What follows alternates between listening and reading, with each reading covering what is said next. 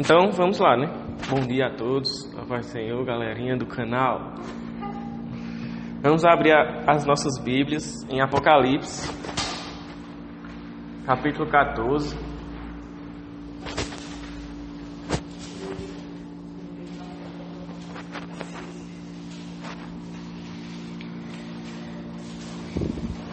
Hoje a gente vai ler do versículo 6 até o 13.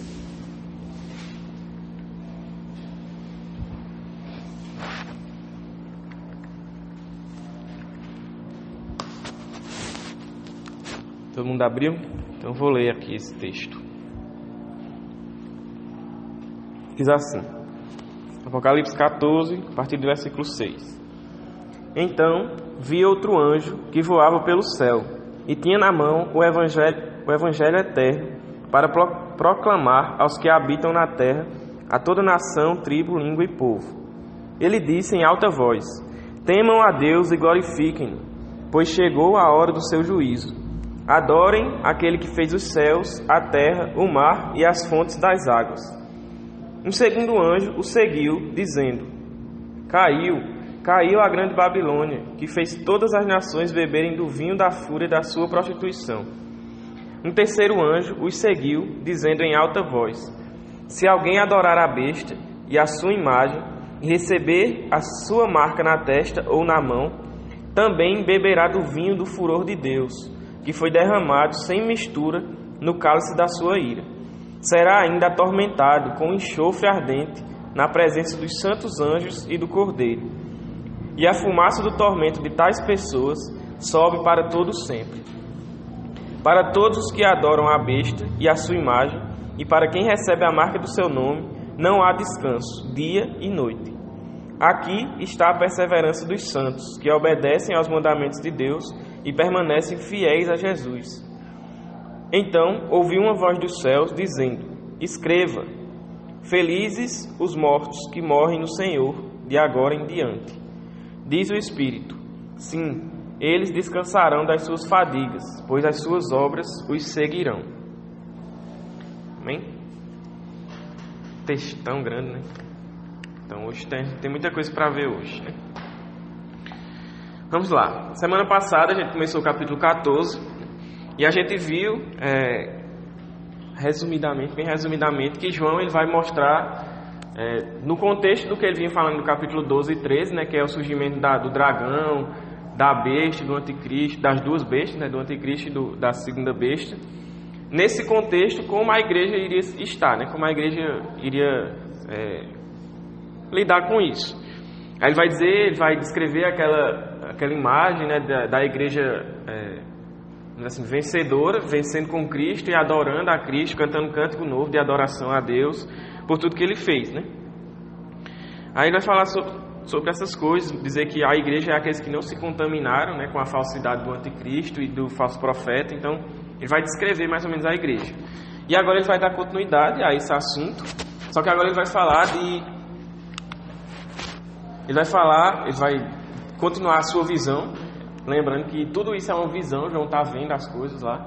E aí, continuando a visão dele, que Deus revelou a ele, ele vai afirmar que ele viu 3 anjos, né? E cada anjo falou alguma coisa. Aí a gente vai por partes, né? Como diria o açougueiro. Então, vamos para o primeiro anjo. O que é que o primeiro anjo falou?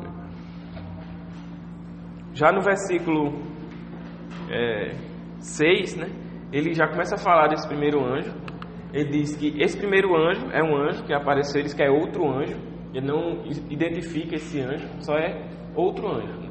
É um agente de Deus para proclamar algo, né? Um mensageiro de Deus para proclamar alguma coisa. E aí ele vai dizer que esse anjo estava voando no meio do céu.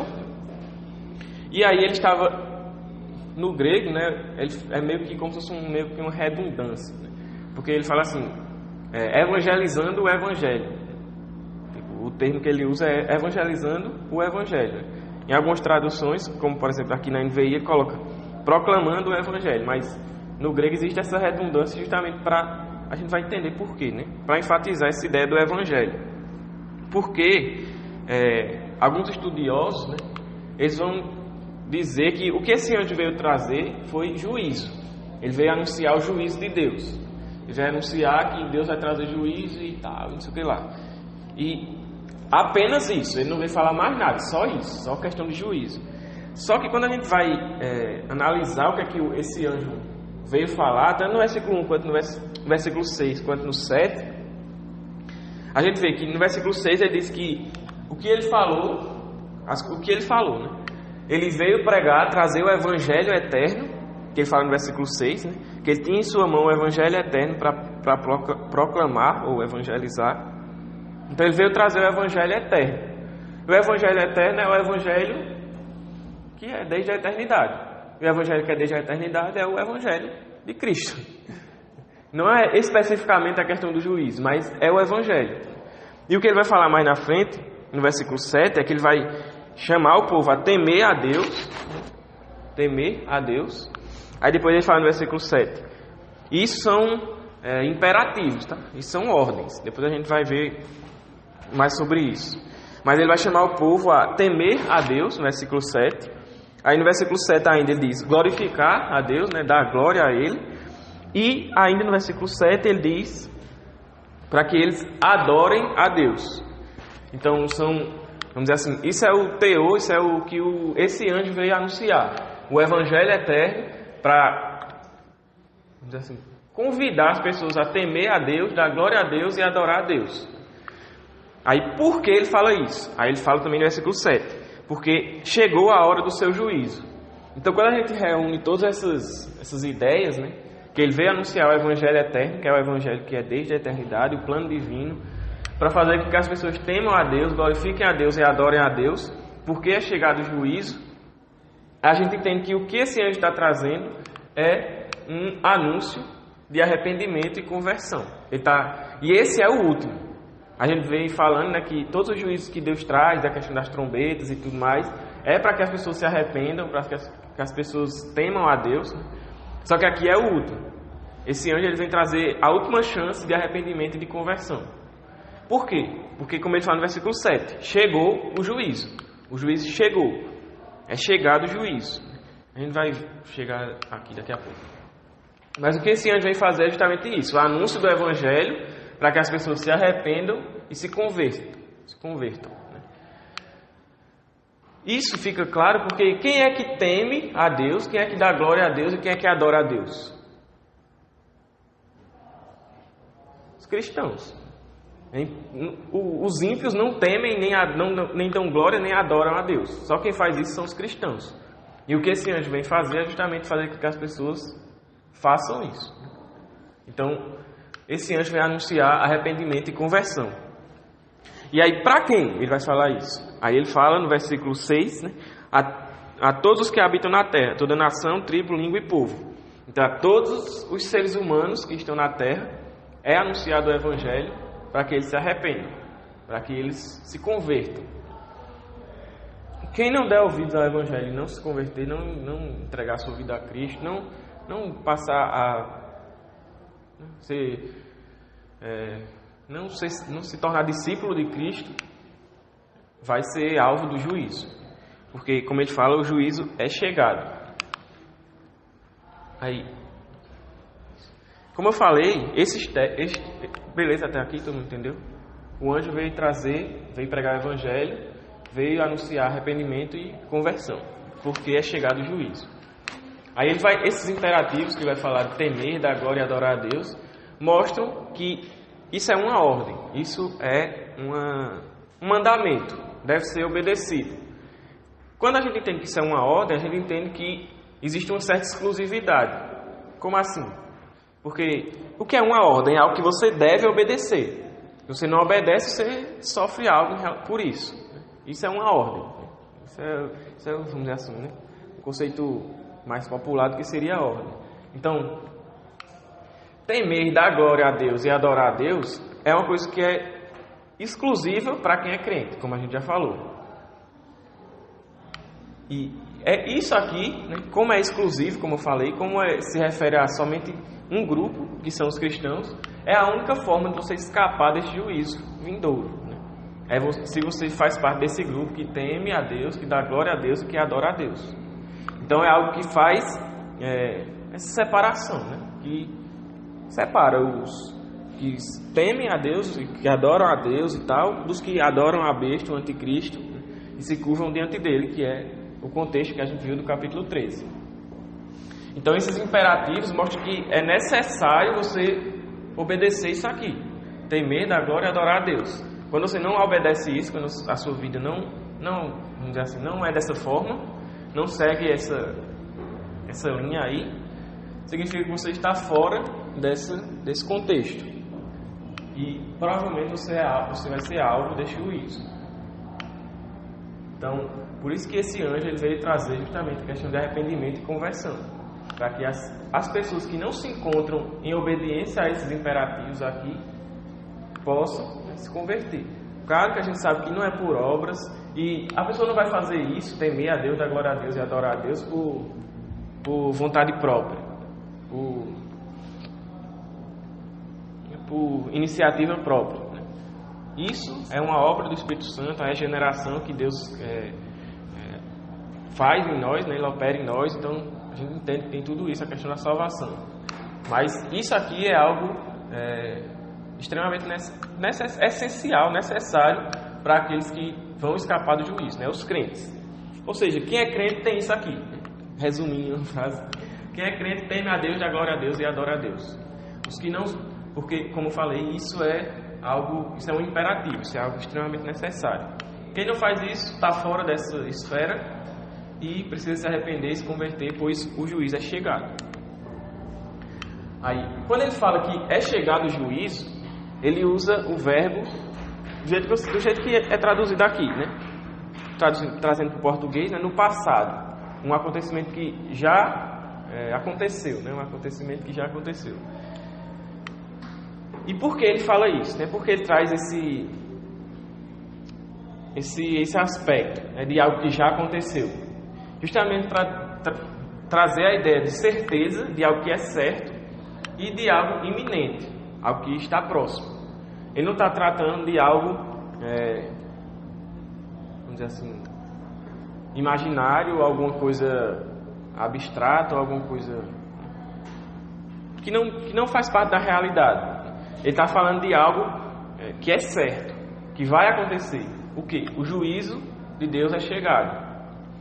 E ele é iminente. E João e o pessoal aqui da sua época, né, do seu contexto, já acreditavam nisso. Da certeza e da iminência do juízo de Cristo, do juízo de Deus, né, da chegada do juízo de Deus. A gente vê que se passaram, né, 2000 anos, cerca de 2000 anos, e esse juízo não chegou ainda. Aí, isso significa que ele não vai vir? Pelo contrário, significa que ele está mais próximo do que nunca. Se já passaram 2000 anos e ele não chegou, significa que está mais perto do que antes, né? E quando a gente olha os sinais da nossa volta, a gente vê vamos dizer assim, a conjuntura global e até questão ambiental e tudo que acontece à nossa volta é literalmente o que Jesus anuncia em Mateus 24, é literalmente o que Paulo anuncia nas suas cartas, é literalmente o que João fala aqui em Apocalipse, né? Os sinais estão acontecendo. Eu li não sei se foi eu não lembro agora, não foi que eu li, mas é uma frase que diz assim: quando você olha para o céu e vê, né, nuvens negras e tal, e o clima mais frio, você sabe que vem chuva, né? Por quê? Porque antes da chuva vir, os sinais da chuva já estão presentes. É a mesma coisa. Você sabe que a volta de Cristo está próxima e que o juízo de Deus é iminente e é certo, porque quando você olha para o mundo, você vê guerras e rumores de guerras, você vê fome, você vê peste, doenças. A gente está no meio de uma pandemia, né? Você vê o amor se esfriando, você vê falsos profetas surgindo e anunciando loucuras da sua própria cabeça. Você vê todo um contexto justamente favorecendo essa chegada aqui do juízo de Deus, né? A chegada do próprio anticristo, da besta, como a gente falou no capítulo 13, né? Nas aulas anteriores. Então, tudo caminha para isso, para esse fim. E as coisas parecem estar cada vez mais próximas. Então o juízo de Deus ele é iminente. E a volta de Cristo e o fim, né, é iminente e é certo. Quer você acredite ou não, é certo, vai acontecer. Não é uma questão de acreditar. Não é como, por exemplo, tinha lá os deuses gregos que... Provavelmente tem um filme, né, que fala isso. Não sei se era assim mesmo. Mas tem um filme que diz que eles têm mais força quando você acredita, quando você deposita fé neles. Não é assim com Deus. Deus é Deus, Ele vai fazer Ele vai cumprir o seu plano, quer você acredite ou não. Independente se tem ateu ou não, se tem o que for ou não, Deus vai realizar o seu plano e vai chegar o fim, o juízo e acabou-se. Então, isso é certo e isso é iminente, né? O juízo de Deus sobre a criação e sobre a humanidade pecadora, caída. Beleza? Aí, ó, se esse juízo é certo e iminente, estamos todos perdidos, né? A menos que exista uma forma de escapar disso. E existe, que é o que o anjo veio anunciar. O Evangelho, arrependimento e conversão. Então, até agora, e é algo que a gente vai falar mais na frente, né? Depois eu falo isso. Não, eu ia perguntar o seguinte. Se esse anjo do texto, na verdade todos esses anjos, mas esse especificamente, se tem como saber que algum indício de que é um anjo literalmente. Porque, por exemplo, eu fiquei pensando naquele texto que fala que os anjos ansiavam pela missão de anunciar o Evangelho, né? Não foi dada a eles essa missão de anunciar o Evangelho, né? Foi dada aos homens. Apesar de que também existem anjos que anunciam o juízo de Deus, enfim, né?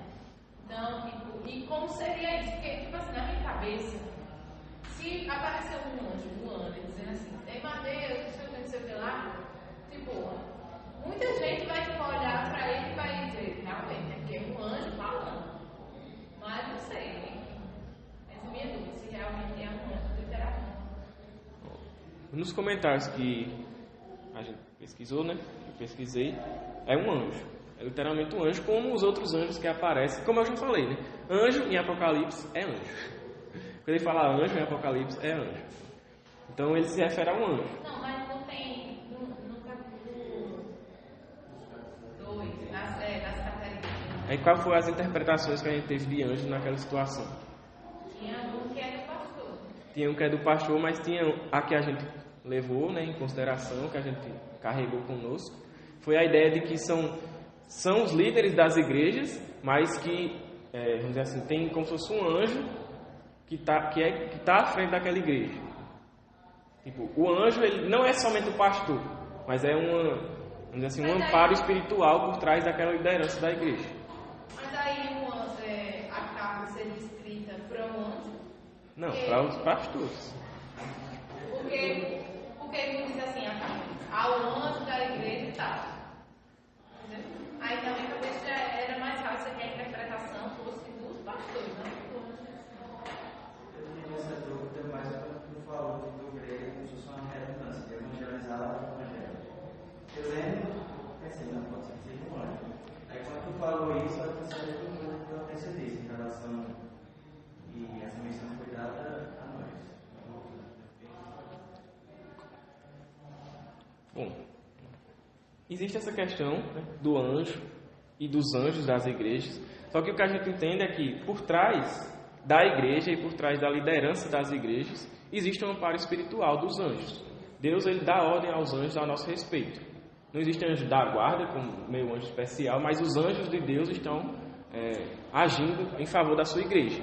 Então não é como se não existisse uma realidade espiritual por trás de tudo isso. É como, por exemplo, a gente dizer que Satanás, o dragão, né, ele vai agir no mundo. Ele não age com Satanás com a forma de um capetão assim. E claro que a pessoa vai ver aquele negócio, ninguém vai se dobrar a isso, ninguém vai adorar isso. Mas ele usa pessoas para fazer isso. Entenderam? Então é nesse sentido de que existe um amparo espiritual por trás das coisas. Sim, mas aí nesse caso.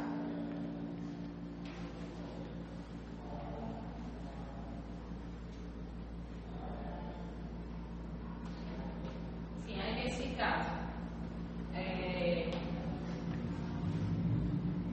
Seria realmente o anjo anunciando isso ao mundo, às pessoas da Terra? seria um anjo que veio trazer a mensagem de arrependimento e juízo. Se é um anjo de forma visível, que toda a humanidade vai ver um anjo no céu proclamando o Evangelho, a gente não sabe, porque isso aqui é a visão de João. É João que está vendo um anjo voando no céu. Ele não está dizendo que toda a humanidade está vendo aquele anjo voando no céu. Ele está dizendo que ele está vendo um anjo anunciando o Evangelho.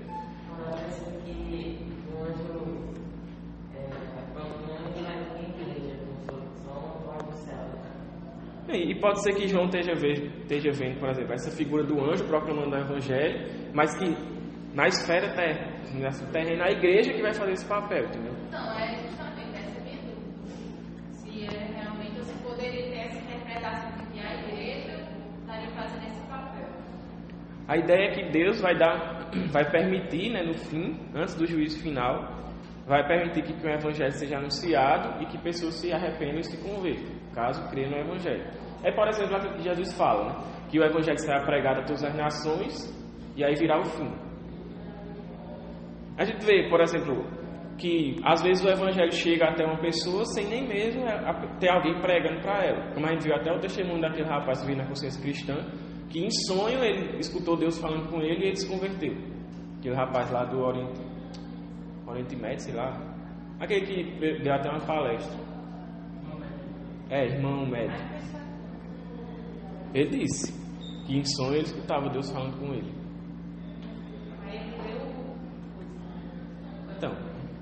Então tipo, o Espírito Santo também fala conosco, à medida que a gente ouve e lê o Evangelho. Então, lembrem que isso é a visão de João. E João está vendo um anjo voando no céu. Isso é a visão de João. João não está vendo o que está acontecendo ou o que vai acontecer. Ele está tendo uma visão que Deus revelou a ele das coisas que hão de acontecer. Se vai vir um anjo no céu voando literalmente para anunciar o Evangelho para todo mundo, não sei. Eu acredito que provavelmente não. Provavelmente esse anjo significa, vamos dizer assim, a igreja que vai anunciar o Evangelho com o amparo espiritual de Deus. Não sei, não tem como saber. Mas isso não muda o fato de que o Evangelho vai ser anunciado e vai ter a opção das pessoas terem arrependimento e se converterem no fim. Isso é só uma discussão secundária. Beleza? Tirou a dúvida? Então, onde é que eu estava mesmo? Não lembro. Vamos continuar. E aí ele vai falar no versículo 7, ele vai fazer referência ao fato de que Deus, ele é criador. Ele vai dizer que a gente deve temer, dar glória e adorar aquele que fez os céus, a terra, o mar e as fontes das águas. Então ele faz referência ao fato de que Deus criou todas as coisas, que Deus é criador. Por que ele faz essa referência aqui, nesse momento? Para mostrar que da mesma forma como Deus criou todas as coisas, da mesma forma como Deus trouxe à existência todas as coisas, é Ele que vai trazer o fim de todas as coisas. Porque é Ele que, vamos dizer assim, não tem aquela criança que é o dono da bola, né, e vai jogar a bola no meio da rua. Só joga quando ele chega. E quando ele sai e leva a bola, acabou o jogo. Mais ou menos isso. Deus é o Criador de tudo. Deus é o Criador de tudo, todas as coisas. Ele que trouxe à existência todas as coisas. E no momento que Ele quiser trazer o fim de todas as coisas, Ele vai trazer. Ele vai trazer o juízo. E vai trazer o fim. Então, é isso que esse anjo vem anunciar. Ele vem dizer, o juízo de Deus está próximo, é certo e é iminente, é chegado. Se arrependam e se convertam enquanto ainda há tempo. Se vocês não fizerem isso, vocês vão ser alvo desse juízo. E esse juízo é por parte do Deus que criou todas as coisas. Então, não é um juízo qualquer. E além disso, ele faz referência lá, se vocês lembrarem, né, aquelas áreas afetadas lá pelas trombetas e também pelas taças que a gente vai ver mais na frente. Que a gente viu lá nos capítulos anteriores, né, que é 1/3 da terra, das plantações, 1/3 do mar, das fontes das águas, as estrelas e tudo mais, as coisas celestes, os astros celestes. Então a gente faz referência a todas essas áreas, né, o céu, a terra, o mar e as fontes das águas, para mostrar que realmente Deus está no controle de toda a criação. E quando chegar o momento que Ele quiser trazer o juízo, Ele vai trazer. Beleza? Tudo bem até aí?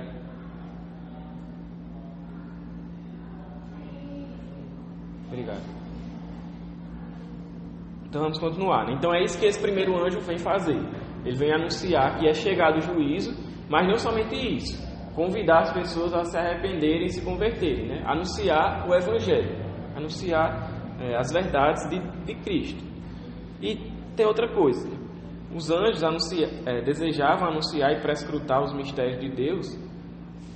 Aquele texto se refere a quando o mistério era oculto, quando Cristo ainda não tinha sido revelado. A partir do momento que Cristo foi revelado e que Ele cumpriu sua obra, o mistério de Deus, Paulo fala isso, foi revelado para nós, né? Então os anjos também viram, e a gente sabe, e os anjos, eles tem um texto, até essa semana eu estava estudando um pouco sobre isso, né?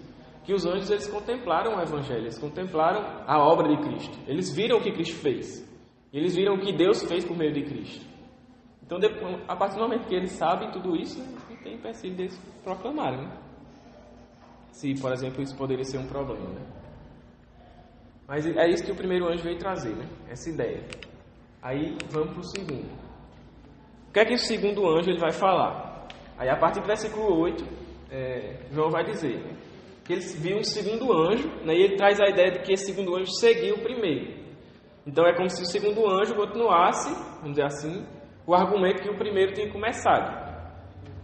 O primeiro falou o quê? Se arrependam, se convertam, temam a Deus, dê glória a Deus, adorem a Deus, porque o juízo é chegado, o juízo é próximo. Então se arrependam, se convertam e tal, creia em Cristo, etc. Né? Pregou o Evangelho. Aí o segundo anjo vai falar justamente sobre esse juízo que é chegado. Então ele vai falar, a partir do versículo 8. Caiu a grande Babilônia. Aí vamos lá. O que esse anjo veio trazer é o anúncio da queda da Babilônia. Babilônia caiu. Aí, sim, o que é que isso tem a ver? Na época que João escreveu aqui, nem existia mais Babilônia. A Babilônia já tinha sido destruída há muito tempo atrás, né? Quando chegou lá, quando a gente lê os profetas, a gente vê, né? Quando chegou o rei Ciro, dos persas, quando chegou o rei Dário também, destruiu lá toda a Babilônia. Aí por que ele está falando que caiu a Babilônia agora? Do nada, por que isso? Porque aqui, em Apocalipse e no Novo Testamento, né, Babilônia é usada como, vamos dizer assim, um epíteto, né, tipo um apelido não, um tipo, vamos dizer assim, de alguma realidade que ele quer tratar. O que é que existia na Babilônia? Em resumo, era idolatria e imoralidade. O que João vai resumir aqui, e muitas vezes no Antigo Testamento, os profetas resumem numa palavra que é prostituição. Então, e até Ezequiel, eu terminei de ler Ezequiel esses dias, é muito, vamos dizer assim, muito forte em relação a isso. Se eu não me engano é o capítulo 18, é por ali. Ele vai mostrar uma imagem muito forte de que o povo de Deus era como uma mulher que realmente havia se prostituído. E ele fala uma linguagem muito forte mesmo. Quem ainda não leu, recomendo a ler, que é um negócio muito, muito forte, né? Ele fala até coisas, como é que eu posso dizer, mais 18, vamos dizer assim, em relação à prostituição do povo de Deus, né? É uma coisa realmente muito forte, para você ver como Deus lida com isso, com a questão da idolatria. É realmente como uma prostituta, como alguém que tipo, segue suas paixões carnais e levianas, e é assim a sua vida. Então, quando ele vai falar aqui, quando ele vai falar de Babilônia, ele se refere a isso, a essa questão de impureza tanto em relação a moral, como também até sexual em si. Ele vai falar também de questão de idolatria e resumindo isso em questão de prostituição. É o que Judas, por exemplo, fala lá na carta dele aos anjos, né, que abandonaram e tudo mais. E no Antigo Testamento, né, os profetas falam muito sobre isso, e João aqui vai falar também sobre isso. Tanto no versículo 8 ele usa o termo prostituição, né? E aí ele vai dizer, ele vai anunciar a queda da Babilônia. Então essa Babilônia aqui não é a Babilônia literal, é a cidade, a nação, o povo, Babilônia lá.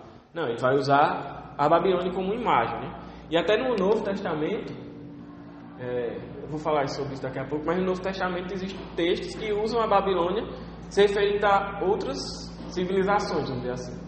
Não porque é como se fosse, sei lá, a Babilônia ali, mas é como um tipo, né? Algo que segue o mesmo caminho da Babilônia, por exemplo. Aí mais uma vez aqui, né? Quando ele usa um verbo no aorista, que é como se fosse o passado, né, do grego. Aí ele vai falar, né, caiu a Babilônia. Ele fala 2 vezes. Por que ele fala 2 vezes usando o verbo no passado? Justamente, mais uma vez, como a gente viu lá anteriormente, para trazer essa ideia de certeza. Então é certo que a Babilônia vai cair. Por isso que ele fala que já caiu. Caiu, acabou-se. Caiu. Já está lá no chão. Então ele fala isso para dar essa ideia de certeza, porque ele tem certeza que isso vai acontecer. E não só ele tem certeza, isso é uma certeza. Não é uma certeza somente de João, mas isso é a certeza. Que a Babilônia, que aqui é representada pela Babilônia, vai cair. Aí, essa ideia de a Babilônia cair, né, caiu a Babilônia, esse termo, é tirado lá de Isaías, provavelmente, né, tirado lá de Isaías, capítulo 21, versículo 9. Alguém poderia ler esse texto para a gente? Em alta voz e rápido. Isaías 21, 9.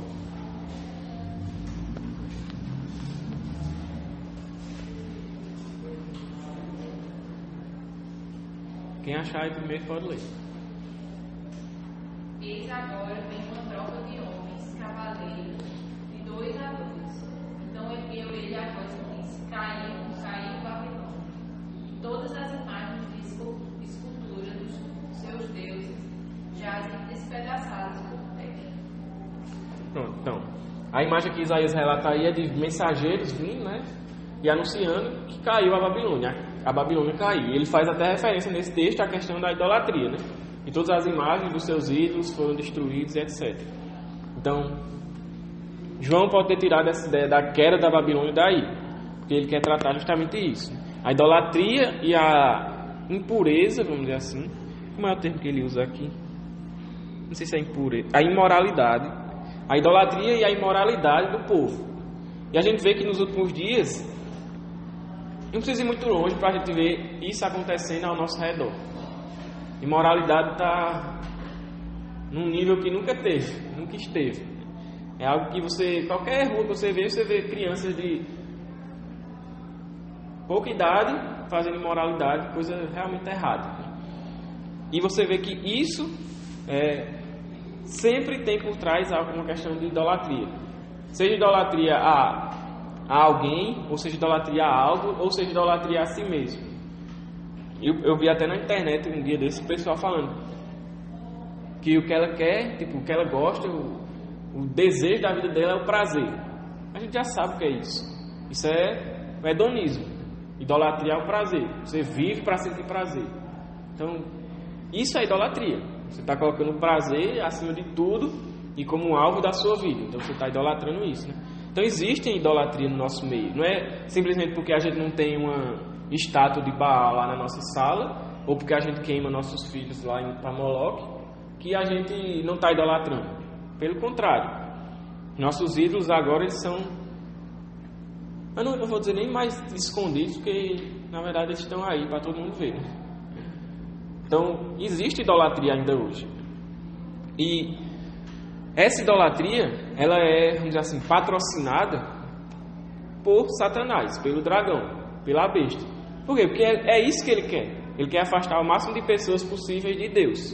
Ele quer fazer com que as pessoas não adorem a Deus, mas adorem a Ele, a imagem dEle e as coisas concernentes a Ele, né? Ao dragão, a Satanás. E uma coisa interessante é que como todo ser humano tem esse anseio por algo assim, né, transcendente, por um divino. Então, se ele não conhece a Deus, né, quanto mais ele é afastado de conhecer a Deus, então com certeza ele vai adorar outra coisa, ele vai ter outro ídolo, porque ele tem esse anseio por algo que ele precisa adorar algo. O ser humano precisa adorar algo. Então, se ele não conhece a Deus, ele vai adorar qualquer outra coisa. Isso. Até aqueles que não existem, até aqueles que são materialistas, que dizem que não existe nada, só a matéria e tal, eles adoram algo. O que? A sua própria vida, eles mesmos, eles adoram as coisas que eles almejam. Então sempre o ser humano adora algo. É como foi Agostinho que disse, né? Que o nosso coração é uma fábrica de ídolos. Então basta a gente estar parado em algum lugar que o nosso coração está fabricando um ídolo para a gente. caso a gente não tenha a referência correta de adoração a Deus e adoração a Cristo. Nosso coração sempre está fabricando ídolos, então a gente deve fugir disso. Então a gente entende, né, que aqui João pode ter tirado essa ideia lá de Isaías, né, de que a Babilônia caiu, que mensageiros trazendo a mensagem de que a Babilônia caiu, foi derrotada. O engraçado é que aqui, quando Isaías fala isso, ainda nem tinha acontecido toda a questão da Babilônia e tudo mais. Ainda estava lá naquele processo do povo ser julgado, do povo de Judá e tal, do povo de Israel e tal, o julgamento de Deus vindo. Então, isso não tinha acontecido. Isaías não estava falando de algo que já aconteceu. Não, ele estava profetizando a queda da Babilônia antes dela mesma acontecer. Então, a ideia é basicamente a mesma, né, do que João está falando aqui em Apocalipse. Aí, só que aqui, né, Isaías ele chama de Babilônia somente, né? Só que aqui em Apocalipse, João fala a grande Babilônia. E essa grande Babilônia, esse termo, ele só é usado no Antigo Testamento, se eu não me engano, uma vez, que é aqui em Daniel, capítulo 4, versículo 30. Aí outra pessoa poderia ler para a gente. Daniel 4, 30.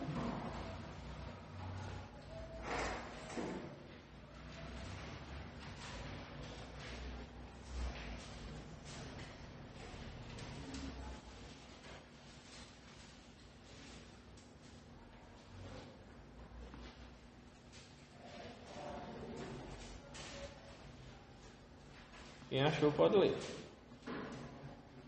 Falou o rei e disse: não é esta a grande Babilônia, que eu edifiquei para a casa real, com a força do meu poder, para a glória da minha magnificência. Então, esse texto aí é Nabucodonosor, o imperador lá o rei lá da Babilônia, arrogando para si, né, a ideia de que essa é a grande Babilônia que eu construí. Aí, tanto que depois que ele termina de falar isso, é o momento que Deus chega para ele e faz ele... É nesse texto que Deus faz ele pastor, tá? Ou é mais na frente? E depois disso que ele fala isso, Deus dá um juízo a ele, né? Deus se revela a ele. Eu li um dia desse esse texto. É nesse, né? Então, pronto. Depois que ele fala isso, é justamente porque ele se enche de orgulho, de arrogância, né? Depois Deus faz com que ele vire o cabeção e vá comer mato com os animais lá. Então, o que Nabucodonosor está falando aqui, o que esse termo, grande Babilônia, indica, é justamente a questão de orgulho, né? De arrogância. Então, isso é algo que a gente vê também no mundo. A gente vê pessoas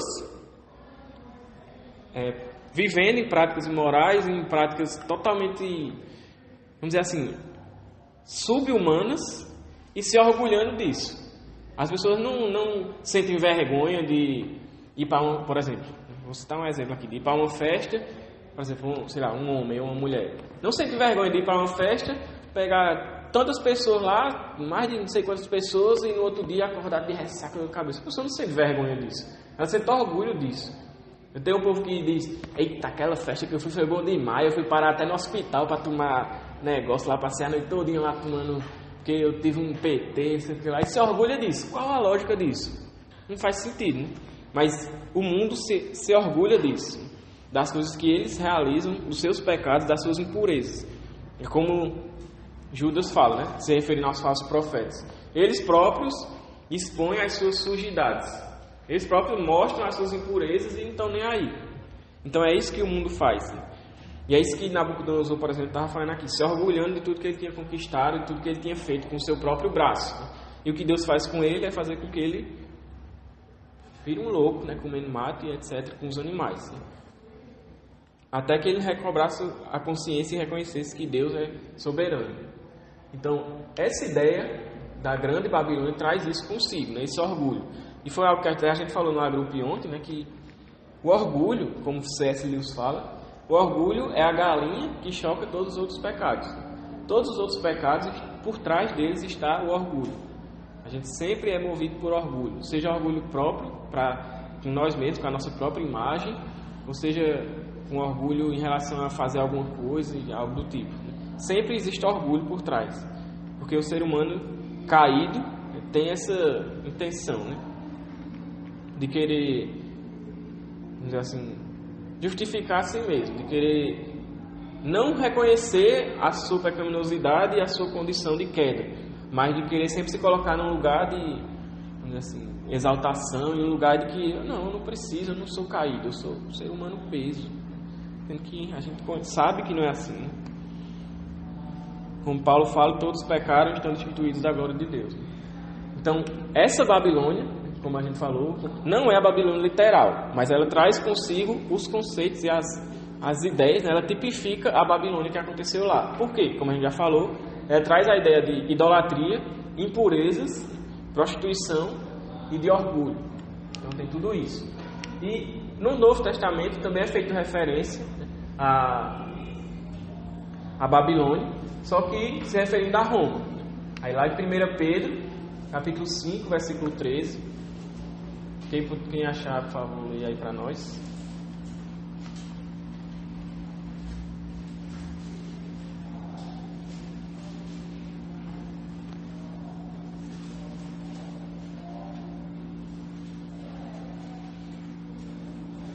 Pode ler, quem achou.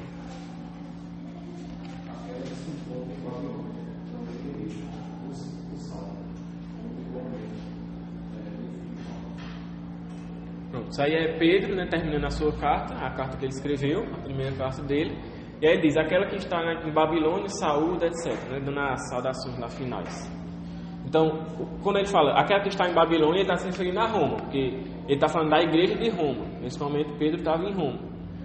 Então ele fala, aquela que está em Roma, a igreja de Roma, o saúde. Aí por que ele chama Roma de Babilônia? Justamente por toda essa ideia que a gente já falou aqui. Porque Roma tinha muita impureza, tinha muita idolatria e se orgulhava, tinha muito orgulho. Então todo esse contexto, por exemplo, da Babilônia, que existiu lá da época de Nabucodonosor e como é o filho dele? Belsazar. Também essa ideia da Babilônia é usada para se referir a Roma, como a gente vê Pedro falando, e João falando aqui como ao, vamos dizer assim, o mundo. O mundo não, como a gente já sabe, né? O mundo, o sistema governado por Satanás. Esse sistema maligno. Então, João chama ela de Babilônia. E o império das trevas, vamos dizer assim. Em algum momento, como João fala, esse império das trevas vai cair. Ele vai ser derrotado.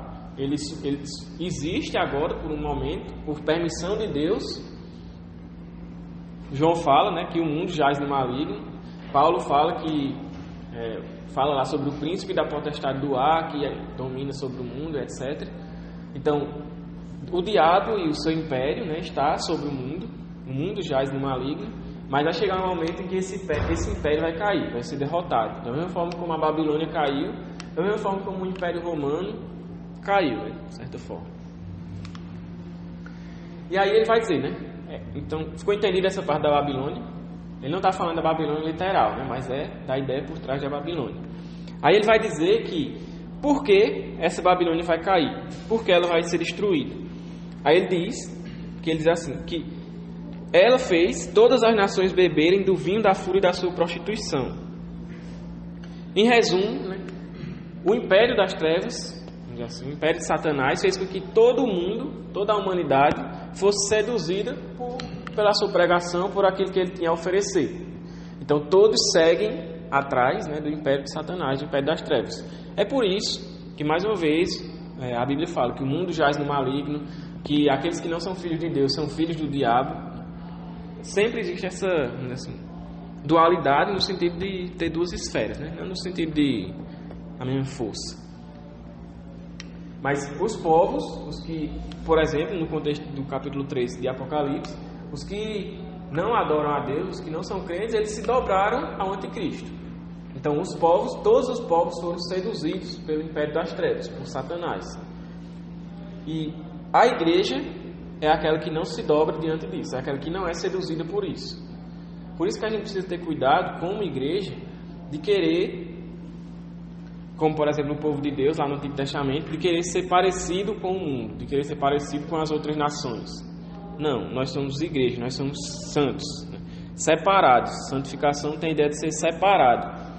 Nós somos tirados do império das trevas e colocados no império do Filho do seu amor, de Cristo. Então a gente não pode querer as coisas do mundo. A gente não pode querer se assemelhar ao mundo. A gente tem que ser diferente. A gente tem que ser aqueles que temem a Deus. A gente tem que ser aqueles que adoram a Deus e que dão glória a Deus. Se a gente não está vivendo assim, ou nós estamos sendo como um sal insípido, como Jesus fala, que não serve para nada, apenas para ser lançado e ser pisado pelos homens, ou nós realmente não somos parte da igreja. Então a gente precisa ter cuidado em relação a isso, para que a gente não seja seduzido pelo mundo, mas a gente permaneça em Cristo. Amém? E aqui ele vai dizer que o motivo pelo qual a Babilônia vai cair, vai ser julgada, é porque ela seduziu o mundo inteiro, né? Pessoas de todos os lugares do mundo, aqueles que não adoram a Deus, foram seduzidos por Satanás, pelo seu império, por tudo que ele faz lá, né? Aí, outra coisa que ele fala é que, ele diz assim, né? Aqui na NVI ele traduz como fúria, né? Mas em outras versões ele pode traduzir como ira, né? Ou não sei, talvez paixão. Ele fala, beberem do vinho da fúria da sua prostituição. Aí existem duas principais interpretações sobre essa palavra, fúria, né, ou ira, que a gente pode levar para entender esse termo, né? O que ele diz é o seguinte: em primeiro lugar, essa palavra ira, ou aqui como ele traduz na NVI, fúria, se for traduzir literalmente, isso significa tipo algo interior, tipo alma. É um sentimento. Como é que eu coloquei aqui? É um sentimento forte que vem da alma, isso. Essa ideia, né? É algo que provém do interior. É um sentimento forte. Traduzido literalmente é alma. Só que não é alma no sentido espírito, mas é usado como um sentimento. Essa ideia de ser uma paixão forte, algo forte. Não necessariamente ira ou fúria. Pode ser uma paixão desenfreada ou algo do tipo. Só que, por consequência do contexto, a gente pode traduzir como fúria ou, por exemplo, um sentimento forte, né? Que a gente traduz como ira. Então aqui o que João pode estar querendo falar é que, não que, por exemplo, o vinho ou a bebida dessa Babilônia, né? Porque ela seduziu as pessoas de todos os povos com o seu vinho, como ele fala, né? Com o vinho da sua fúria, então com uma bebida alcoólica. Aí, que esse vinho ele não seja necessariamente que provoque ira, mas ele seja algo que provoque uma paixão, um sentimento desenfreado, né? Como eu coloquei aqui, a pessoa que bebe fica enlouquecida, ou com paixão pela imoralidade, que é o que ele fala aqui, né? Pela ira da sua prostituição. Então a pessoa tem um sentimento forte em relação à imoralidade e à prostituição, né? A pessoa se apega àquilo, a pessoa ama aquilo. Então é como se Satanás... Furiosa paixão, né? Como uma pessoa pode dizer. Pode ter essa ideia também. Seria esse Isso. Aí tem até um texto lá de Jeremias, capítulo 51, versículo 7, que nos ajuda a entender isso, né? Aí deixa eu abrir aqui esse, para ir rápido. Talvez nem seja tão rápido.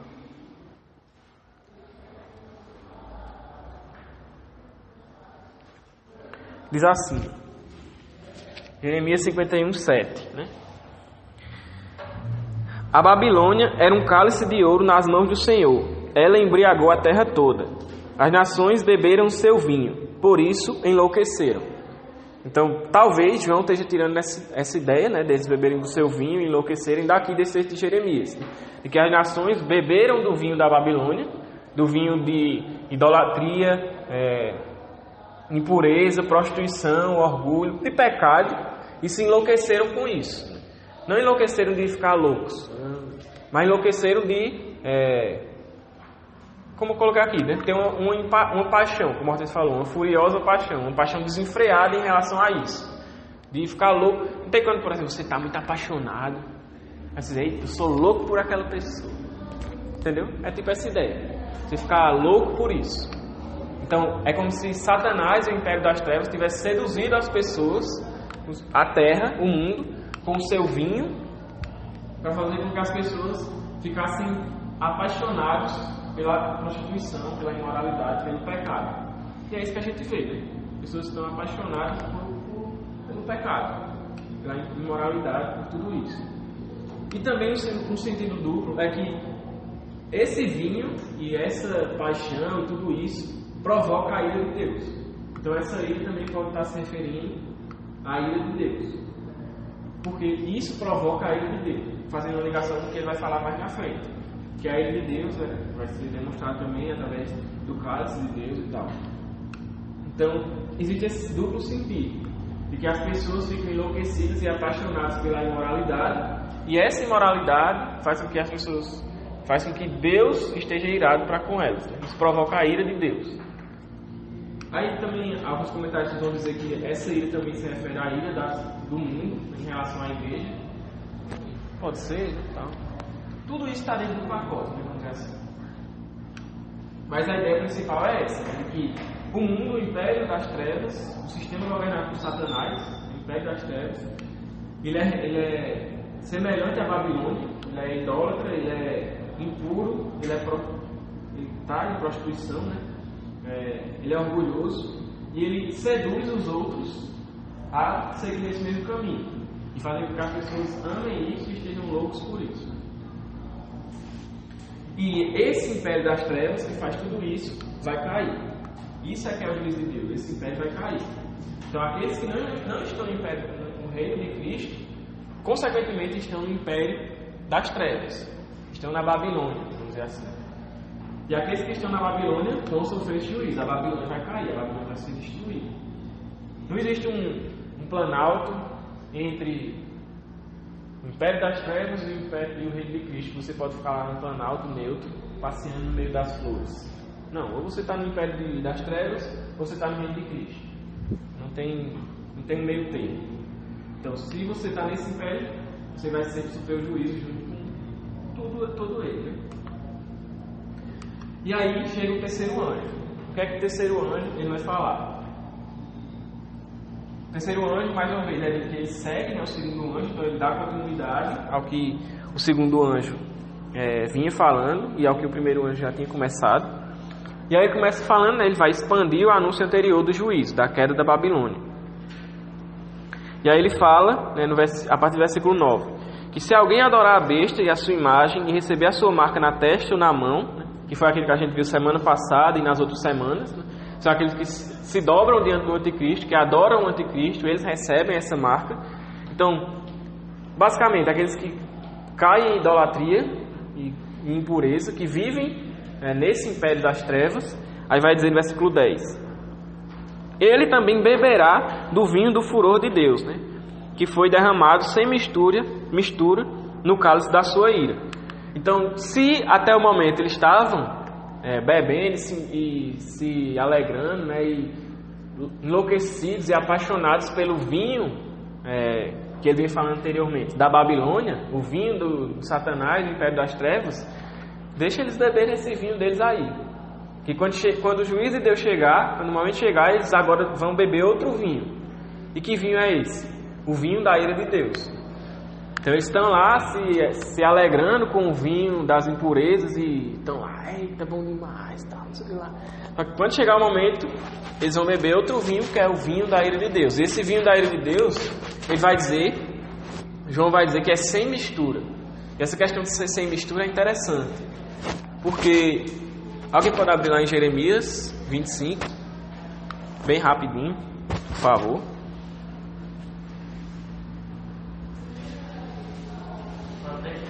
Pode ler. Porque assim diz o Senhor, Deus de Israel,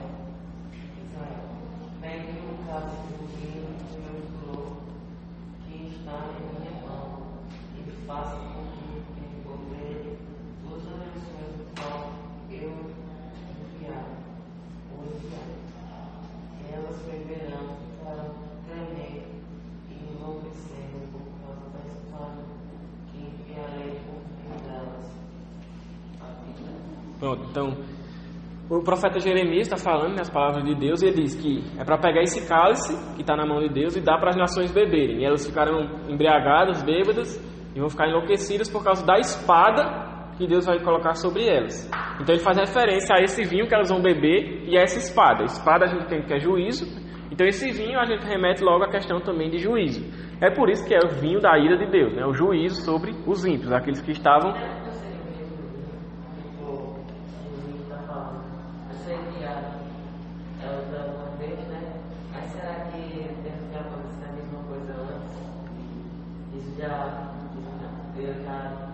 tivesse, não com raiva, mas decepcionado de algumas nações de enviado isso. Tipo, o que o profeta Jeremias está falando é mais ou menos o que João está falando também. Vai chegar um momento em que Deus vai derramar o seu juízo sobre a terra. Então esse vinho da ira de Deus é o mesmo. E aí ele vai falar, né, que o propósito para que Deus envie esse vinho é para que os povos fiquem embriagados. Isso é por isso que ele fala que é sem mistura, né? Nessa época o pessoal bebia vinho misturado com água, porque aí enfraquecia, né, o vinho e eles não ficavam bêbados, eles só bebiam para ficar de boa. Quem bebia vinho sem mistura é porque queria realmente ficar bêbado. Se a pessoa chegasse assim, vou tomar um vinho, vai botar água? Vou não. Já sabia, isso aí quer ficar bebão, quer ficar louco. Então, quem bebia sem água, sem misturar com água, é porque realmente queria ficar bêbado. Então, quando ele fala que o vinho é sem mistura, é realmente para, como ele fala lá em Jeremias, para fazer com que as nações fiquem embriagadas, enlouquecidas por causa do juízo de Deus. Essa é a ideia, né? E Deus vai derramar esse juízo sobre os ímpios, né? Sobre os que não são crentes, sem mistura. E Hernando Dias Lopes, ele fala uma coisa interessante sobre isso, que ele diz assim, que até o momento, né, Deus ele tinha derramado juízo, só que ele tinha demonstrado sua ira, só que junto com ela vinha misericórdia. Deus ele derramava juízo, mas não um juízo, vamos dizer assim, pleno. Sempre vinha com misericórdia. Então era como se fosse um vinho misturado. Só que agora vai ser sem mistura. Hernando Dias Lopes vai dizer que vai ser sem mistura, né? O texto fala, né? Mas ele diz que vai ser sem a misericórdia. Esse juízo que Deus vai derramar agora não tem misericórdia. Por isso que o anúncio que o primeiro anjo vem dizer é um último chamado ao arrependimento e à conversão. Porque se você não se arrepender e não se converter nesse momento, o juízo que vai vir sobre você é sem misericórdia. É só ira pura na sua cabeça e acabou-se. E assim, mais incrível assim, é que tipo, por que a gente nós como crentes não vamos beber esse vinho da ira de Deus? Porque Jesus já bebeu isso, né? E aí você entende quando ele estava lá já prestes a morrer, né? E ele ora a Deus dizendo que ele não queria beber esse cálice, né? Passa de mim esse cálice. E esse cálice não é simplesmente a dor da morte física que ele ia receber, né? Todo o sofrimento físico, né? Que ele recebeu, mas era justamente porque ele sabia que iria receber ali a ira de Deus. Ele ia receber e beber desse vinho que é a ira de Deus. E a ira de Deus não é algo assim leve, né? É algo realmente pesado que ele recebeu por todos os pecados de todos os eleitos. Né? Isso. É o cálice da ira de Deus, né? E aí, justamente como o Ortiz falou, a gente não vai participar disso porque fomos salvos por Cristo. Cristo sofreu isso por nós. Ele bebeu esse cálice por nós. Por isso que a fé nele é o que nos livra disso. Aqueles que não creem em Cristo, eles vão sofrer e se morrerem sem Cristo, eles vão sofrer e vão ter que provar desse vinho de Deus que vai deixar eles enlouquecidos e é o juízo eterno. Né? Então, beleza, até aí? Deus vai derramar o seu vinho sem mistura, né? Para que as nações fiquem embriagadas com o juízo que ele vai derramar. E é sem misericórdia, é só ira e tome na cabeça, beleza? Aí aqui, no versículo 10, João ele vai usar duas palavras, né, para se referir à ira. Na NVI ele traduz uma como fúria e a outra como ira, só que elas são sinônimos, né? Então são duas palavras para falar de ira, que uma palavra é timos, vamos dizer assim, e a outra é orge. Mais ou menos assim, né? Eu não sou grego, mas é mais ou menos isso. E ele usa essas duas palavras diferentes, por quê? Para falar duas coisas diferentes? Não. Ele quer falar da mesma coisa que é a ira de Deus. Só que ele usa duas palavras diferentes para mostrar a abrangência dessa ira de Deus e para intensificar essa ira de Deus. É como, por exemplo, a gente chega para uma pessoa e diz: eita, ninguém fala isso, né? Mas vou dar um exemplo aleatório. Você é bonito e lindo. Basicamente é a mesma coisa, né? Só que você está querendo enfatizar a beleza daquela pessoa. Então é mais ou menos isso. João usa duas palavras para intensificar, né, essa ideia da ira de Deus e, vamos dizer assim, ampliar esse sentido. Né? Então a ira de Deus realmente vai ser manifestada a ira plena de Deus e a ira pura, sem mistura, sobre aqueles que estão no reino das trevas, sobre a Babilônia, sobre o império das trevas, os ímpios e Satanás e os seus anjos. A ira de Deus vai ser derramada. E isso vai vir, como João vai dizer, como forma, eles vão ser atormentados, eles vão ser torturados, vão sofrer tormento com fogo e enxofre. Fogo e enxofre a gente já viu, que a gente tem pouco tempo. Esse texto de Gênesis, ele é aquela passagem lá de Sodoma e Gomorra, né? Quando Deus julga Sodoma e Gomorra, que ele derrama fogo e enxofre do céu, né? Para julgar as cidades lá, aquela terra. Então, fogo e enxofre é juízo de Deus, e é juízo pesado, é juízo final, né? Juízo forte. Foi fogo e enxofre que deu fim a Sodoma e Gomorra. Então aqui ele fala os fogo e enxofre para dar fim, né, a esse império das trevas, a Babilônia, para trazer o fim a ela. E fogo e enxofre não é uma coisa boa, né? Obviamente, enxofre é algo. Isso aqui indica uma questão de um fogo ardente, muito forte, muito quente, muito poderoso, vamos dizer assim, no seu poder de destruição, e algo que até o ambiente ao seu redor se torna ruim por causa do enxofre. É uma questão, é um negócio fedorento, é um negócio inabitável, vamos dizer assim. Você não tem como respirar enxofre ali, você vai morrer, né?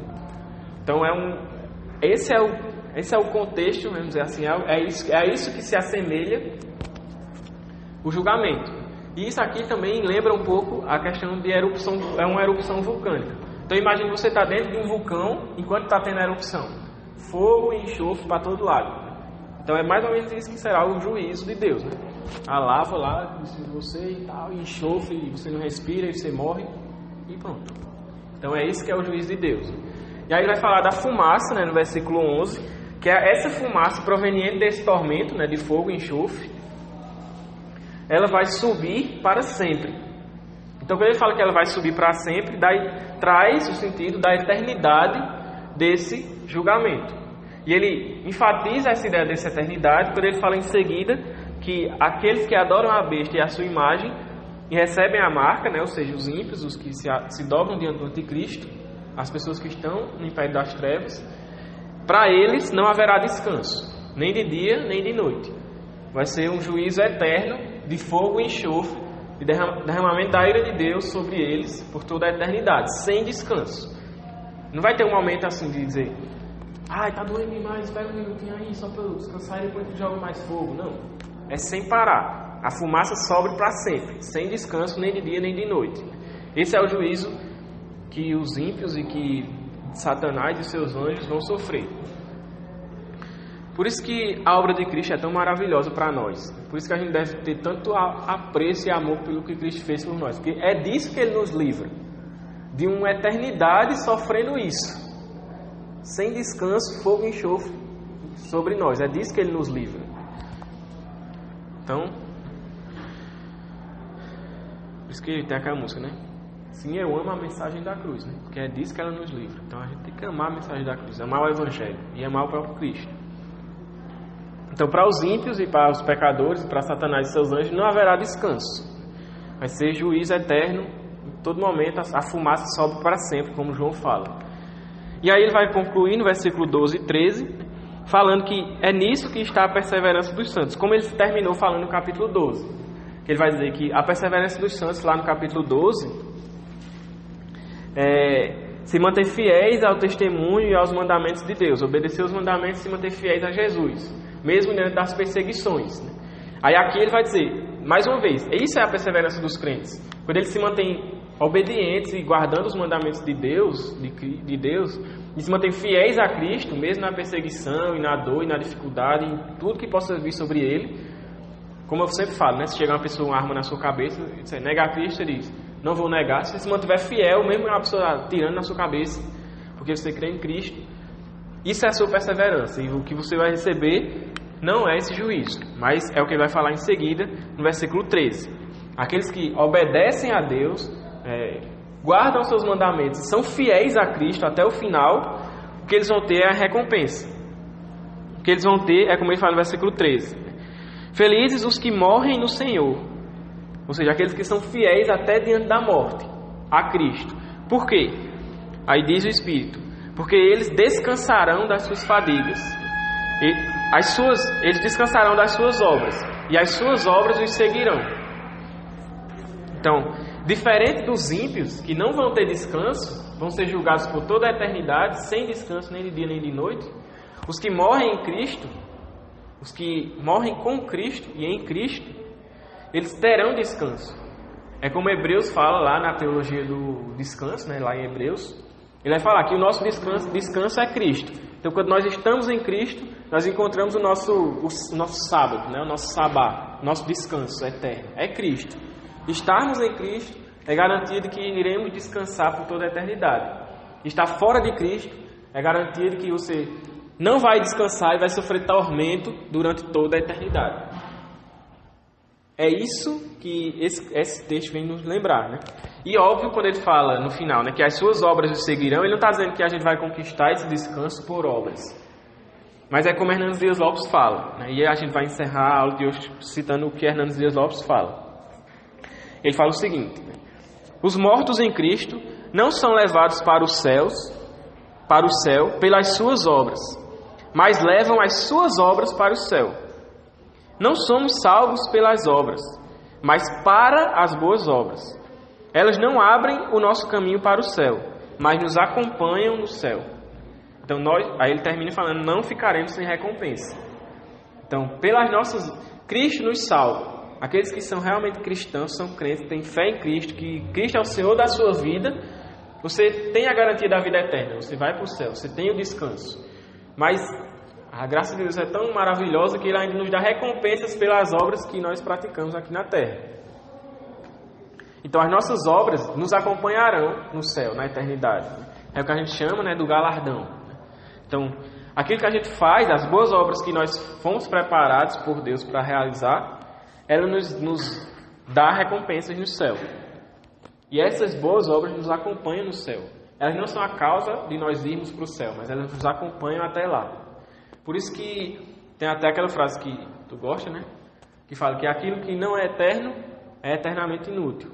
Aquilo que não tem a ver com as coisas de Deus e com o reino de Deus e com as coisas concernentes à eternidade são inúteis. Mas aquilo que tem a ver com o reino de Deus e que tem a ver com a eternidade, nós vamos levar essas coisas conosco para a eternidade. As nossas obras nos acompanharão no céu. E nós receberemos recompensa por isso. Por isso é que vale a pena ser fiel. Por isso é que vale a pena ser cristão, mesmo diante da morte. É por isso que pessoas, quando são confrontadas com a própria morte, elas não negam a Cristo, porque elas entendem quão maravilhoso e quão grandioso é essa recompensa, é esse descanso, é essa vida eterna que Cristo tem para nós. Então, por isso que vale a pena, mesmo diante da morte, não amar a própria vida, como fala lá no capítulo 12 de Apocalipse. Não amar a própria vida, mas, se for preciso, morrer por Cristo. Porque o que tem na eternidade é muito melhor do que qualquer coisa que a gente pode desfrutar aqui nessa terra. Qual é o maior prazer da sua vida? É fazer tal coisa. A eternidade, o céu, é muito melhor do que isso. É muito mais sobressalente do que o maior prazer que você pode ter aqui na terra não se compara às coisas do céu. Por isso que vale a pena, como falei, ser cristão, vale a pena ser fiel até a morte. E é por isso que nós devemos perseverar firmes em Cristo. Não ser enredados pelos prazeres do mundo, nem ser seduzidos, como a gente viu, né, por Satanás e pelas coisas que ele tem a nos oferecer. Mas nos manter fiéis a Cristo, né, no caminho de Cristo, sem desviar o nosso pé. Porque quando Ele vier, quando Cristo voltar, nós estaremos com Ele. Nós estaremos juntamente com Ele.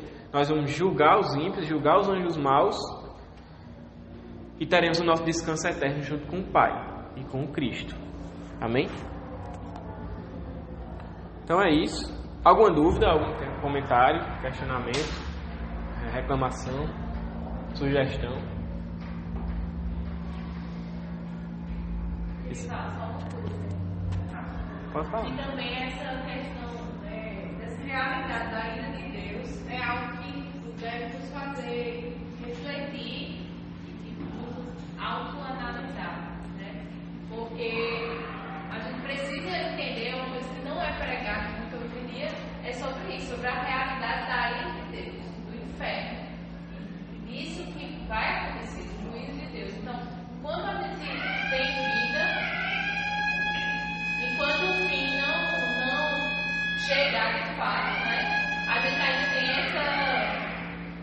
oportunidade de se arrepender, a gente tem essa oportunidade, né, de se arrepender realmente. E as outras pessoas à nossa volta também têm essa oportunidade, né, de se arrepender. Então a gente precisa olhar para isso, até vezes para nós e também para as pessoas à nossa volta, né? Porque se elas não se arrependem, se elas não vivem para Cristo, essa é a realidade delas, a ira de Deus.